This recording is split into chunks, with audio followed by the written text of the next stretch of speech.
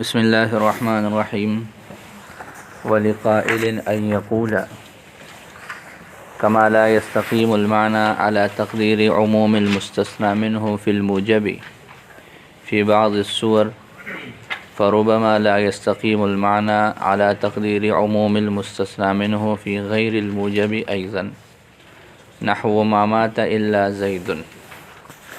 ما قبل میں آپ لوگوں نے ایک حکم پڑھ لیا کہ جب مستثنی منہ مذکور نہ ہو تو وہاں پر اعراب علی حسب العوامل ہوگا،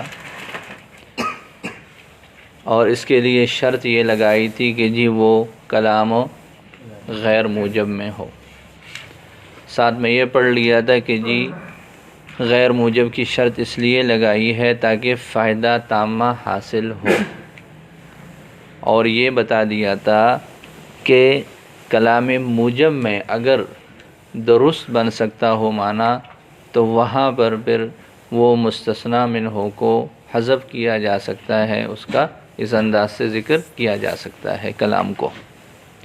بات سمجھ آ گئی؟ تو کلام غیر موجب کے لیے انہوں نے مطلقاً کہہ دیا تھا کہ جی وہاں پر بات درست ہے۔ دو باتیں سمجھ لیں، پچھلے سبق میں کیا پڑھ لیا کہ مستثنی منہ کو حذف کر لینا یہ کلامی غیر موجب میں مطلقاً کہہ دیا تھا کہ درست ہے، اور کلام موجب میں کہہ دیا تھا کہ جی جہاں معنی درست ہوگا وہاں پر تو ٹھیک ہے، وگرنہ عام طور پر ایسے نہیں ہوتا۔ کیا ہے، ماتن نے ما قبل میں یہ اعراب علی حسب العوامل جو ذکر کیا، اس کے لیے شرط یہ لگائی تھی کہ کلامی غیر موجب میں ہونا ضروری ہے، اور یہ مطلقاً کہہ دیا کہ جہاں پر بھی کلام غیر موجب ہوگا معنی درست ہوگا۔ اور کلام موجب کا کیا حکم ہے؟ جہاں پر معنی درست ہوگا تو وہاں پر تو ٹھیک ہے، ہاں مستثنی منہ کو حذف کیا جا سکے گا، وگرنہ پھر مستثنی منہ کو کلام سے حذف نہیں کریں گے، اور یہ اعراب علی حسب العوامل والی صورت درست نہیں ہوگی۔ اس پر اعتراض ہے۔ قبل میں ماتن نے یہ بات فرمائی کہ جی اعراب علی حسب العوامل کے لیے دو شرطیں ہیں۔ پہلی شرط یہ ہے کہ مستثنی منہ کلام میں موجود نہ ہو، اور دوسری بات یہ ہے کہ وہ کلام کیسی ہو؟ غیر موجب ہو۔ اس کے بارے میں کلام غیر موجب کے لیے شرط نہیں لگائی کہ معنی درست ہو یا نہ ہو، اس طرح کی کوئی شرط نہیں، مطلقاً کہہ دیا کلامی غیر موجب میں بس یہ والی صورت ہو تو وہاں اعراب علی حسب العوامل ہوگا۔ البتہ کلام موجب کے بارے میں یہ بتا دیا کہ جی وہاں پر جب استقامتی معنی ہوگا پھر ٹھیک ہے، وگرنہ ٹھیک نہیں ہوگا۔ تو دو طرح کے کلام ہے، ایک غیر موجب اور ایک موجب۔ غیر موجب کے لیے کوئی شرط نہیں ہے، اور موجب کے لیے استقامت معنی کی شرط لگائی۔ اعتراض یہ ہے کہ جس طرح استقامت معنی کی شرط کلامی غیر موجب کے لیے ہے، اسی طرح غیر موجب میں بھی یہ شرط لگانی چاہیے۔ جیسے ایک مثال دی ہے، ما مات الا زید، ما آ گیا تو کلام کون سا ہے؟ غیر موجب ہے۔ اب ماتن کی وضاحت کے مطابق یہاں معنی درست ہونا چاہیے، اس لیے کہ کلام غیر موجب ہے، ہاں، اور مستثنی منہ مذکور نہیں ہے۔ لیکن حقیقت کیا ہے؟ اس کا مطلب یہ ہے ما مات الا زید، کیا ترجمہ کریں گے؟ کوئی نہیں مرا سوائے زید کے، مطلب مرنے والا کون ہے؟ صرف زید۔ اب دنیا میں کتنے سارے لوگ روزانہ مر رہے ہیں، تو یہ بات درست ہے؟ بولو۔ تو جس طرح معنی کا درست نہ ہونا کلام موجب میں ہو سکتا ہے، غیر موجب میں بھی ہو سکتا ہے، تو استقامتی معنی کی جو قید لگائی ہے موجب کے لیے، غیر موجب کے لیے بھی یہ قید ہونی چاہیے۔ واضح ہے نا؟ پہلے اعتراض کی سمجھ آ گئی؟ پہلا اعتراض یہ تھا کہ جی ماتن نے غیر موجب کو مطلقاً کہہ دیا کہ جی وہاں یہ بات درست ہے اور اعراب علی حسب العوامل ہوگا، معنی درست ہوگا، اور موجب کے لیے یہ کہہ دیا کہ جی جہاں استقامت یہ معنی ہوگا پھر تو ٹھیک ہے وگرنہ نہیں۔ تو غیر موجب کو مطلقاً ذکر کر دینا اور موجب کو استقامتی معنی کے ساتھ مقید کرنا یہ انصاف کی بات نہیں ہے، دونوں کو مقید کرنا چاہیے استقامتی معنی کے ساتھ، اس لیے کہ جس طرح بعض صورتوں میں کلام موجب میں معنی درست نہیں ہوتا، غیر موجب میں بھی معنی درست نہیں ہوتا، جیسے ما مات الا زیدن، جیسے ما مات الا زیدن ہے۔ اب ما مات الا زیدن کا خلاصہ یہ ہے کہ دنیا میں صرف زید مرا اور زید کے علاوہ کوئی نہیں مرا، تو یہ والی بات تو درست نہیں ہے۔ تو پہلا اعتراض یہ ہوا، اس کی سمجھ آ گئی؟ دوسرا اعتراض یہ ہے کہ ماتن نے دو مثالیں دی ہیں۔ ایک مثال دی ہے قرأت الا یوم کذا، کلام موجب کی۔ کتنی مثالیں دی ہیں؟ دو۔ ایک یوں کہہ دیا قرأت الا یوم کذا، دوسری مثال دی ہے ضربنی الا زید۔ ضربنی کلام موجب کی دو مثالیں دی ہیں، ایک مثال کیا ہے؟ قرأت الا یوم کذا، دوسری مثال ہے ضربنی الا زید۔ قرأت الا یوم کذا کے بارے میں پچھلے سبق میں آپ لوگوں نے پڑھ لیا کہ یہ جائز ہے، یہ والی صورت کیا ہے؟ جائز ہے، اور ضربنی الا زید کے بارے میں کہہ دیا کہ یہ والی صورت جائز نہیں ہے۔ تو جواز اور عدم جواز کی کیا وجہ ہے؟ جواز اور عدم جواز کی کیا وجہ ہے؟ قرینہ ہے نا، کیا ہے؟ قرینہ ہے کہ جی قرأت الا یوم کذا میں عام طور پر یہ مراد لیا جاتا ہے کہ جی ہفتہ مراد ہوتا ہے، مہینہ مراد ہوتا ہے، 10 دن مراد ہوتے ہیں کہ جی ان 10 دنوں میں جمعے کو نہیں پڑھا، باقی سارے دن پڑھتے رہے ہم، ٹھیک ہے؟ تو مطلب یہاں قرینہ ہے۔ اب اگر اسی طرح کا قرینہ ہم ضربنی الا زید میں بنائیں، ضربنی الا، اب اس میں آپ نے قرینہ نہیں دیا اور ادھر قرینہ دیا ہے، تو یہاں چونکہ قرینہ ہے تو یہ والی صورت ٹھیک ہے، وہاں آپ نے قرینہ نہیں دیا تو وہاں پر وہ صورت ٹھیک نہیں ہے۔ وہاں اگر آپ قرینہ دے دو تو وہ والی صورت ٹھیک ہو جائے گی کہ نہیں؟ جیسے میں نے کل مثال لی تھی کہ یہ پوری کلاس ہے، ایک لڑکا آ کر جو ہے شکایت کرتا ہے استادوں سے کہ ضربنی الا زید، سوائے زید کے سب نے مارا، سوائے زید کے۔ استاد نے پوچھا ہاں یہ کلاس بیٹھی ہوئی بتاؤ کس کس نے مارا؟ وہ کیا کہتا ہے؟ ضربنی الا زیدن۔ اب یہاں پر قرینہ پایا گیا تو اب یہ بات ٹھیک ہے کہ نہیں ہے؟ ٹھیک ہے۔ خلاصہ یہ ہے کہ ایک صورت میں قرینہ ہے اور ایک صورت میں قرینہ نہیں ہے۔ اب قرأت الا یوم کذا سے اس کے قرینے کو ختم کر دو، قرأت الا یوم کذا سے اگر قرینے کو، تو یہ جائز ہوگا؟ پھر یہ جائز نہیں ہوگا۔ اور ضربنی الا زید کو قرینہ دے دو تو یہ جائز ہے۔ تو دونوں مثالوں میں کوئی فرق نہیں ہے، دونوں مثالوں میں ایک کے بارے میں مطلقاً کہہ دینا کہ یہ ناجائز ہے اور دوسرے کے بارے میں مطلقاً کہہ دینا کہ یہ جائز ہے، یہ بھی انصاف والی بات نہیں ہے۔ سمجھ آ رہی ہے؟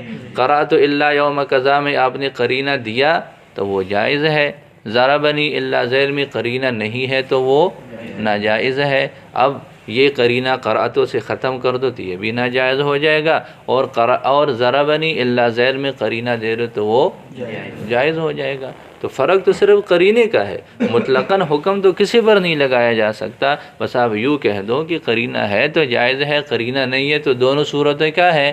یہ ناجائز ہے۔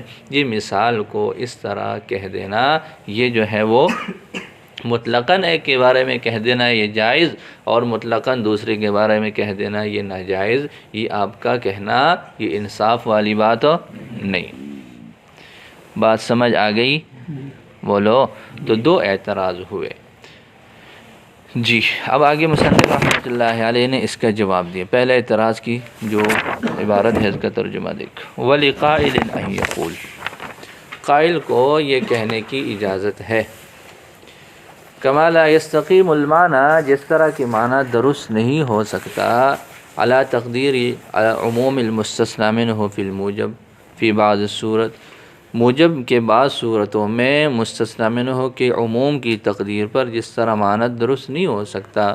فربما، پس بعض مرتبہ لا یستقیم المعنی، معنی درست نہیں ہوتا علی تقدیر عموم المستثنی منہ، مستثنی منہ کی عموم کی تقدیر پر، فی غیر الموجب ایضا، غیر موجب میں بھی بعض مرتبہ عموم پر جب ہم حکم لگاتے ہیں تو معنی درست نہیں ہوتا.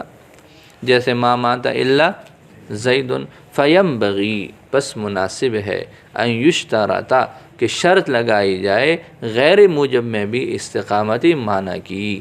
جس طرح شرط استقامتی معنی کی موجب میں لگائی ہے، اسی طرح کی شرط کہاں پر لگنی چاہیے؟ غیر موجب میں بھی. تو لہٰذا یہ فرق کرنا آپ کا یہ درست نہیں ہے. ایک اعتراض کی سمجھ آ گئی نا؟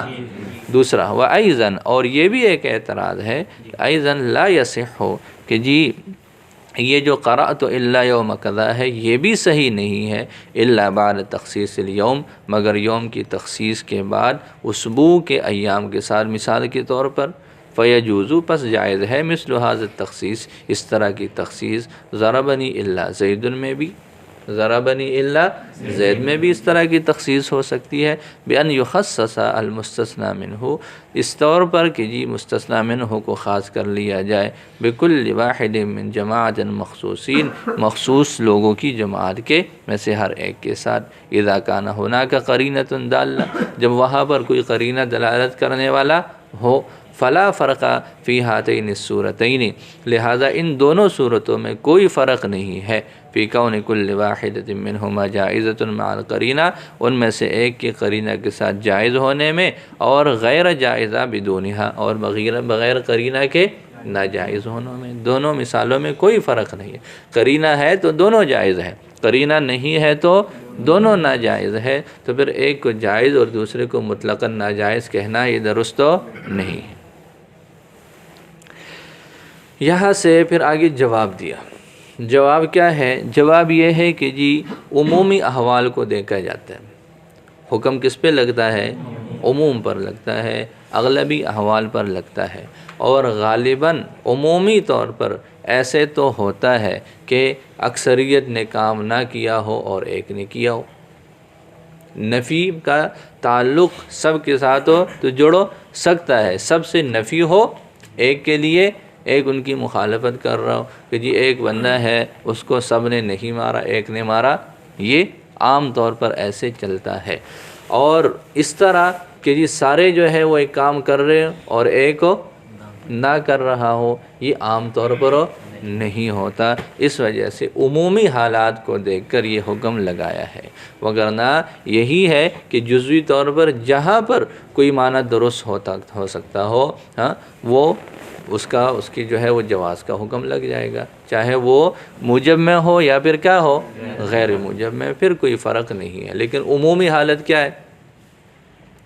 عمومی حالت یہی ہے کہ علی وجہ ثبوت، عموم کے طور پر حکم ثابت کر دینا اور ایک کی اس کی نفی کر دینا یہ کم ہی ہوتا ہے. اور علی وجہ العموم، سب سے ایک چیز کی نفی کر کے ایک کے لیے اس کو ثابت کر دینا یہ کیا ہوتا ہے؟ یہ عام طور پر ہوتا ہے. اس وجہ سے یہ اغلبی احوال کو دیکھ کر حکم لگایا. باقی جزئیات کسی طرح کی بھی ہو سکتی ہے کہ ایک جزئی ایسی ہے کہ جہاں پر کیا ہے وہ علی وجہ الثبوت جو ہے سب پر حکم لگ سکتا ہے، ایک کی نفی ہو اور معنی ٹھیک ہوتا ہے تو پھر ٹھیک ہے، کوئی حرج والی بات نہیں ہے. تو یہ عمومی احوال کو دیکھ کر یہ بات کی گئی ہے. دیکھیں وَأُجِيبَ، اور یہ جواب اعتراض والی صورت سمجھ آ گئی، اور اس کے جواب کی بھی کہ یہ موجب اور غیر موجب دونوں میں استقامت معنی کی شرط ہے، ٹھیک ہے. لیکن عمومی طور پر احوال کیا ہوتا ہے؟ اس میں یہی ہوتا ہے کہ علی وجہ العموم نفی والا حکم سب پر لگ رہا ہوتا ہے، اس میں کوئی اعتراض والی صورت نہیں ہوتی. وَأُجِيبَ، اور جواب دیا گیا بِأَنَّ الْمُعْتَبَرَ هُوَ الْغَالِبُ، کہ معتبر جو ہے وہ کیا ہے؟ وہ غالب ہی ہے۔ والغالب فی الایجاب، اور ایجاب میں، ثبوت میں غالب وہ عدم و استقامت المعنی، معنی کی درستگی کا نہ ہونا ہے عموم کے طور پر، ٹھیک ہے، سب کے لیے حکم ثابت کر دو، یہ عام طور پر نہیں ہوتا۔ وفی النفی عکسہ، اور نفی میں اس کا برعکس ہے۔ لأن اشتراک جمیع افراد الجنس، اس لیے کہ جنس کے تمام افراد کا شریک ہونا فی انتفاع تعلق الفعل بہا، اس کے ساتھ فعل کے تعلق کے منتفی ہونے میں، ومخالفت واحد ایاہا فی ذالک، اور اس میں ایک کی مخالفت یہ ان باتوں میں سے ہے یکثر و یغلب، جو عام طور پر ہوتا ہے اغلبی اور کثرت کے ساتھ۔ بات سمجھ آ گئی، یہ عام طور پر چلتا ہے، سب سے نفی اور ایک کے لیے اس کا اس بات۔ واما اشتراکہما فی تعلق الفعل بہا، بہرحال جو ہے ان سب کا شریک ہونا فعل کا اس کے ساتھ تعلق میں، اور ایک کا جو ہے وہ اس کی مخالفت کرنا فی ذالک اس معاملے میں، فمما یقل، ان باتوں میں سے ہے جو کم ہے، جیسا کہ مثال مذکور میں ہے۔ مثال مذکور میں آپ لوگوں نے پڑھ لیا، ایک مثال ہے کل حیوان یحرک فکہ الاسفل الا التمساح، اس طرح کی صورتیں بہت کم ہے جس میں سب کے لیے اس بات ہوتا ہے اور ایک کی نفی ہوتی ہے، یہ عام طور پر کم ہی ہوتا ہے، لیکن سب کے لیے نفی اور ایک جو ہے وہ ان کی مخالفت کر کے وہ کام کر رہا ہو، یہ عمومی طور پر ہوتا ہے۔ تو اس وجہ سے یہ دونوں کا فرق کیا ہے موجب اور غیر موجب میں، کہ غیر موجب میں عام طور پر معنی درست ہوتا ہے، اور موجب میں عام طور پر معنی اس طرح جو ہے وہ درست نہیں ہو سکتا کہ سب کے لیے حکم ثابت کر دو اور ایک کو اس کی نفی کر دو، یہ عام طور پر نہیں ہوتا ہے۔ ایک جو ہے اس کی صورت کی سمجھ آ گئی جواب کی۔ دوسرا اعتراض کیا تھا؟ دوسرا اعتراض یہ تھا کہ جو دو مثالیں دی ہیں، قرأت الا یوم کذا اور ضربنی الا زید، ایک کے بارے میں ماتن کا یہ کہہ دینا کہ یہ ٹھیک ہے، دوسرے کے بارے میں مطلقاً کہہ دینا یہ ٹھیک نہیں ہے، یہ درست بات نہیں ہے۔ دونوں کا تعلق قرینہ سے ہے، دونوں کا تعلق کس سے ہے؟ قرینہ ہے تو دونوں ٹھیک، قرینہ نہیں ہے تو دونوں ٹھیک نہیں ہے، تو دونوں میں کوئی فرق نہیں ہے۔ اس کا جواب دیا وہ یہ ہے وَبِأَنَّ الْفَرْقَ بَيْنَ قَوْلِكَ قَرَأْتُ لَيْسَ إِلَّا بِظُهُورِ قَرِينَةٍ دَالٍ عَلَى بَعْضٍ مُعَيَّنٍ، اصل میں تعلق جیسے آپ لوگوں نے پڑھ لیا قرینے کے ساتھ ہی ہے، اصل تعلق ان دونوں مثالوں کے درست ہونے نہ ہونے کا تعلق کس کے ساتھ ہے؟ قرینہ کے ساتھ۔ قرأت الا یوم کذا میں عام طور پر یہ بات ایسی ہے کہ اس میں قرینہ ظاہر ہوتا ہے، اس میں قرینہ کیا ہوتا ہے؟ ظاہر ہوتا ہے۔ قرینہ کیسے ظاہر ہے؟ قرینہ اس طرح ظاہر ہے کہ جی تقسیم ہے ایام کی، ہفتہ ہے، مہینہ ہے، سال ہے، تو جب کوئی کہہ دیتا ہے کہ جی میں صرف جمعے کو ہی نہیں پڑھتا، میں صرف جمعے کو ہی نہیں پڑھتا، تو عام طور پر اس سے کیا مراد لیا جاتا ہے؟ وہی یا ہفتہ، اس لیے کہ ہفتے میں وہ دن پورے ہو جاتے ہیں، یا پھر وہ مہینہ ہوتا ہے، یا سال زیادہ سے زیادہ ہو جاتا ہے۔ تو عام طور پر اس طرح کی باتوں میں ایام کی جو حد ہے وہ متعین ہوتی ہے، لیکن ضربنی الا زید میں اس طرح کی کوئی نہیں ہے، یہ کوئی نیچرل یا قدرتی طور پر یہ نہیں ہے کہ جی رابعہ کی کلاس ہے پھر وہ اس طرح ہے، پھر اس میں اتنے لڑکے ہوں گے، پھر اتنے لڑکے ہوں گے، یہ ایک عارضی باتیں ہیں۔ یہ کیا ہے؟ یہ عارضی، اور وہ قدرتی باتیں ہیں۔ ایک مسلم جو ہے پوری دنیا کے اندر ایک بات چلنے والی ہے کہ ہفتے کے ایام ہے، اور عام طور پر ہفتہ ہی مراد لیا جاتا ہے، مہینہ ہے، سال ہے۔ تو اس طرح یہاں پر اس طرح کی صورتحال نہیں ہے، تو وہ عام طور پر واضح ہوتا ہے، اس وجہ سے وہ قرینہ ہی سمجھا جاتا ہے۔ اور ضربنی الا زید میں ہر وقت قرینہ کی سمجھو، ہاں اگر اس میں قرینہ آ گیا، اگر اس میں قرینہ آ گیا، جیسے ایک مثال میں نے بتائی، یہاں کلاس میں کوئی مسئلہ ہوا اور استاد صاحب پوچھتے ہیں ہاں کس کس نے یہ معاملہ کیا، تو وہ پھر یوں کہہ دے سوائے زید کے سب نے کیا، تو ظاہر ہے اگر وہ استاد کا سوال رابعہ کی کلاس کے بارے میں ہے تو پورے مدرسے کا آپ لوگ جواب نہیں دیں گے، باہر والی دنیا کا جواب نہیں دیں گے، جواب کا تعلق اسی سوال سے ہوگا۔ بات سمجھ آ گئی؟ تو وہ قرأت الا یوم کذا میں ایام کی بات ہے، اور ایام کا معاملہ عام طور پر کیا ہوتا ہے؟ معروف ہوتا ہے، متعین ہوتا ہے، اور باقی میں ایسا نہیں ہوتا۔ وَبِأَنَّ الْفَرْقَ بَيْنَ قَوْلِكَ، اور اس طور پر جواب دیا گیا کہ فرق آپ کے قول قرأت الا یوم کذا اور ضربنی الا زید میں نہیں ہے، الا بظہور قرینۃ، مگر اس قرینہ کے ظاہر ہونے کی وجہ سے جو دلالت کرنے والا ہے علی بعض معین من المستثنى منہ، مستثنی منہ کے بعد ایسے افراد، معین افراد پر، مقطوع دخولہ فی، جس کا مستثنی منہ میں داخل ہونا پہلی صورت میں مثال اول میں اس کا داخل ہونا مستثنی منہ میں قطعی ہے، وعدم ظہورها فی الثانی، اور اس کا ظاہر نہ ہونا دوسرے میں، فلو قام فی الثانی ایضا قرینہ، پس اگر دوسرے میں بھی کوئی قرینہ قائم ہوتا ہے ظاہرۃ الدلالتی، جو ظاہرۃ الدلالت ہو بعض معین پر، تو پھر ٹھیک ہو جائے گا، جیسے کما اذا قیل، جیسے کہ جب کہا گیا من ضربک من القوم، قوم میں سے کس کس نے مارا، ہاں یعنی وہ قوم جس میں زید بھی داخل ہے، ایسی قوم کے بارے میں پوچھا گیا تو آپ نے جواب میں کہہ دیا ضربنی الا زید، ضربنی الا زید، فالظاہر یہی ہے کہ یہ بھی ان مثالوں میں سے جہاں پر معنی درست ہے، یہ بھی معنی درستگی کی مثال ہے، لیکن جب اس طرح کی کوئی قرائن نہ ہو، اس طرح کے کوئی قرائن نہ ہو تو پھر عام طور پر یہی ہوتا ہے کہ وہ معلوم نہیں ہوتا، لیکن الغالب عدم وجدان قرینہ، لیکن غالب قرینہ کے وجدان کا نہ ہونا ہے، اسی طرح موجب میں، بس غالب اس میں استقامتی معنی کا نہ ہونا ہے، عام طور پر یہ استقامتی معنی کا نہ ہونا یہ پایا جا رہا ہوتا ہے کلام موجب میں۔ بات سمجھ آ گئی؟ تو لہٰذا یہ دو اعتراض اور ان دونوں اعتراضوں کے جواب پڑھ لیے۔ ابھی تک کا خلاصہ کیا نکالا؟ خلاصہ یہ نکالا کہ جی کلام موجب میں اگر مستثنی منہ موجود نہ ہو تو حکم کی بغیر قرینے کے سمجھو نہیں آتی۔ اس پر ایک تفریح ہے، تفریح یہ ہے کہ یہ ایک مثال ہے، ما زال زید الا عالما، ما زال زید الا، ما زال زید الا عالما میں دیکھیں ما بھی ہے اور زالہ بھی ہے، ما کا مطلب بھی ختم نہ ہونا اور زالہ کا مطلب بھی زائل ہونا، ختم ہونا، تو لہذا اس وجہ سے دو نافیہ آگے، اور یہ آپ لوگ جو ہے ریاضیات میں ایک اصول پڑھ چکے ہو کہ نفی اور نفی یہ کس کے برابر ہے؟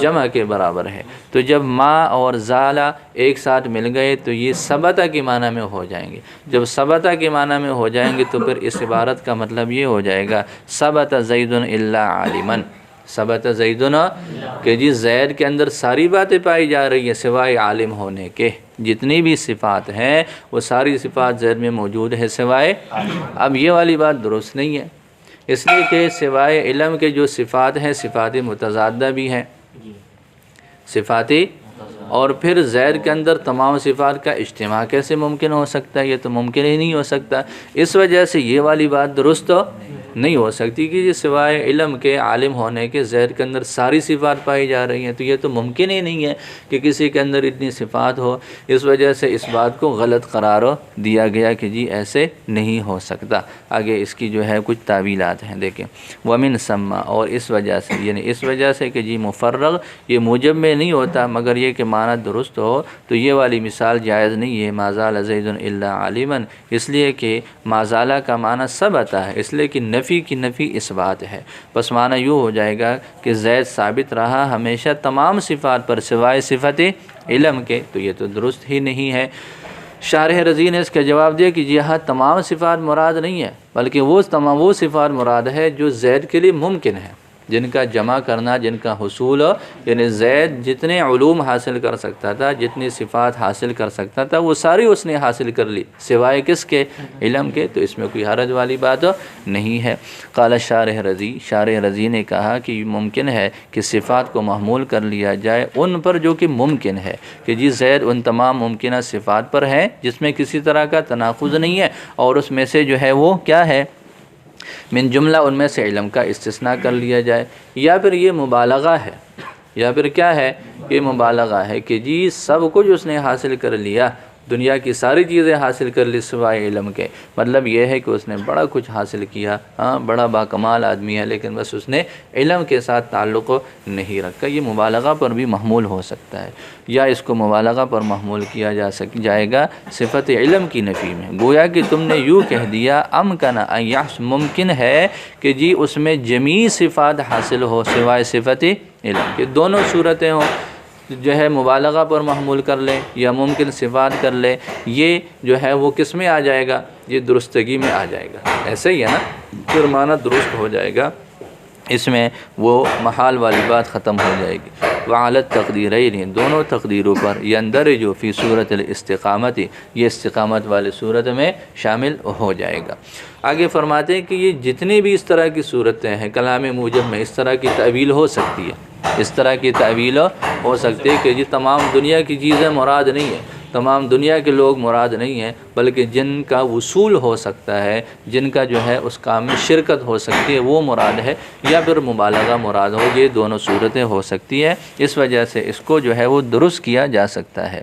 ولا يخفى على المتفتن، سمجھدار آدمی پر مخفی نہیں ہے، انہ یمکنو کہ یہ ممکن ہے اس طرح کی تعویلات کے ساتھ ارجاع جمیع المواد الاجابیتی، تمام اثباتی صورتوں کو لوٹانا استثناء کے وقت استقامتی معنی کی طرف، استقامتی معنی کی صورتوں کی طرف اس کو لوٹایا جا سکتا ہے۔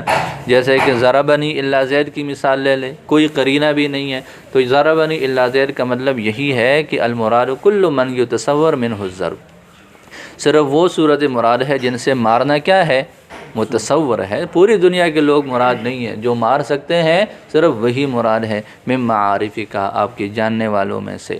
ایک تو یہ معنی، یا یہ ہے کہ مبالغہ مقصود ہو کہ جی بہت لوگوں نے اس کو مارا، یہ مراد ہے۔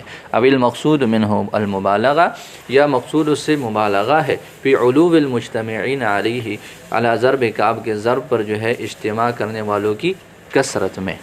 تو یہ اس طرح میں تعویل جو ہے وہ دونوں صورتوں کی ہو سکتی ہے۔